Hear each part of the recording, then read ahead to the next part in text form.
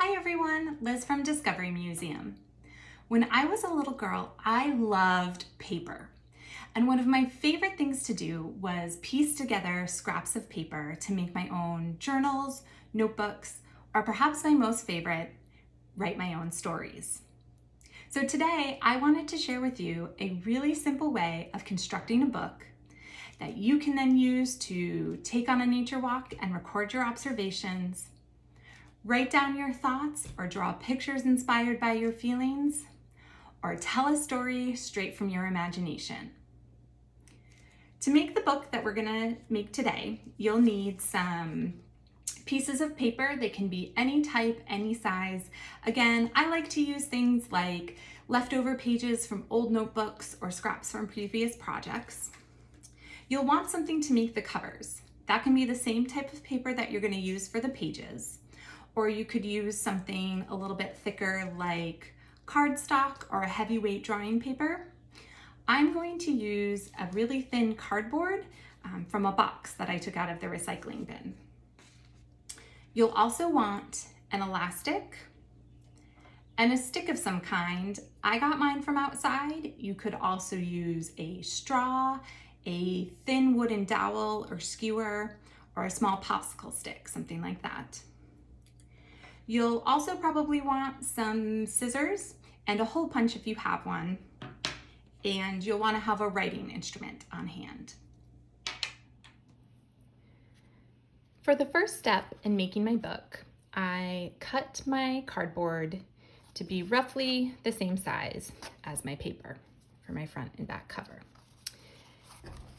Next, I put holes in my covers. And my holes are about in the middle third of my covers. There's about 2 inches of space in between them, and they're about 1/2 inch in from the side. The exact placement doesn't have to be perfect. You could have a little more space between your holes. You just want to make sure they're not too close to the edge or they might accidentally rip. Next, I'm going to put my paper back inside my covers, and I'm going to make a little mark so I know exactly where I want the holes in my pages to be. So now, if you're like me and don't have a hole punch at home, I'm going to show you a little trick for making your holes. So I've made my marks. I'm going to fold my paper in a little bit. Actually, I'm going to fold it the other way so I can still see my marks. And then I'm going to cut a little notch where my marks are. Now I'm doing little triangles. You could do half circles, squares, doesn't totally matter. So in the end, when you unfold them, you have your holes. So now I'm going to put everything back together, and my holes should line up.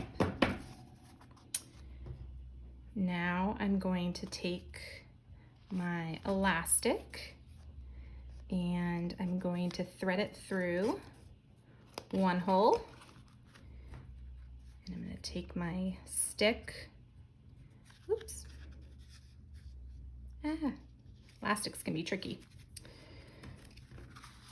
And I'm going to put it through. I'm going to take the other end of my elastic. You have to straighten things out every so often as you go along. Thread it through.